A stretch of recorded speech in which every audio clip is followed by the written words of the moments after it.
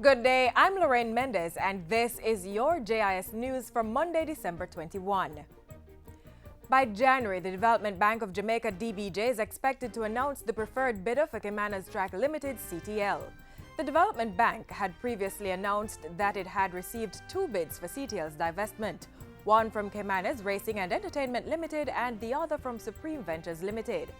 In the meantime, DBJ says it is also on track to meet its lending target of $7.8 billion for the 2015-2016 fiscal year, which ends at March 31. The bank says for the April to November period of this year, it approved 7,138 loans, totaling $4.69 billion. $3.69 billion have so far been disbursed.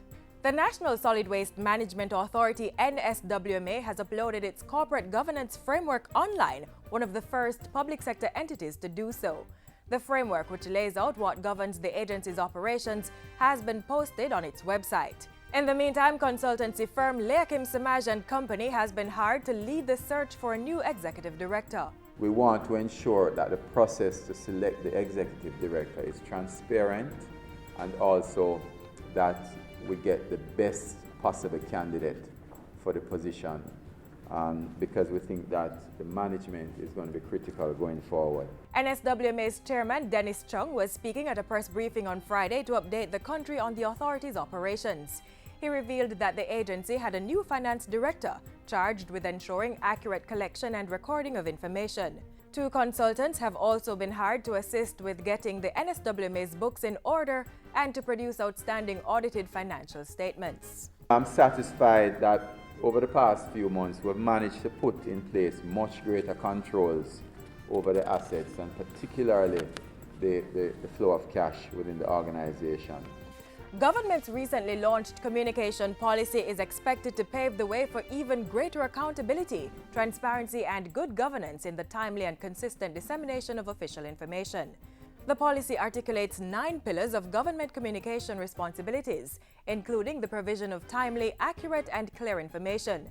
Government offices are also to be visible and accountable to the people, and social media is to be leveraged. The policy also includes clear roles and responsibilities of ministers, government communicators, and other GOJ officials engaged in communicating government information. The development of the Government of Jamaica communication policy is based on the premise that a modern, well-organized, and transparent system of government communication is necessary to satisfy the diverse information needs of our citizens.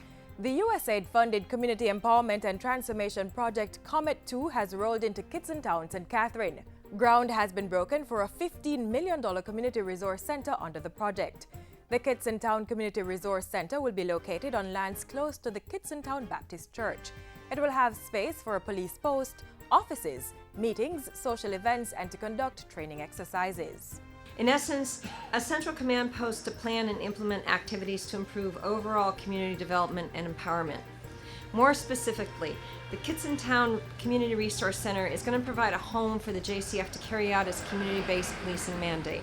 And finally, 5,400 school leaders in the public education system are to benefit from a one-year leadership training program for middle managers next year.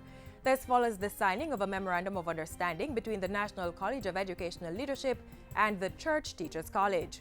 We are working with individuals who are already duly appointed, and we're working with those who are desirous of aspiring to the place of principal. And this particular program fits nicely into that mix. This agreement is a good example of how agencies and institutions in the sector can pool resources to improve the delivery of education and training. The program is open to grade coordinators, heads of departments, and deans of discipline.